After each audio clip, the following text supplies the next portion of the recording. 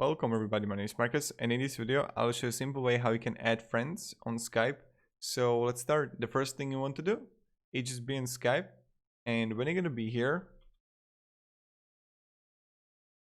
you just want to simply click here on contact and click here new contact. You can invite someone to Skype, or you can add a phone number, or you can simply find people and just write here, I don't know, John, right? Or I don't know, Sandra, right?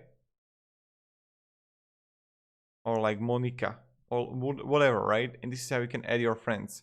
It's really important for your friend to give you like his or her name, and then you just simply click here and add a contact, right?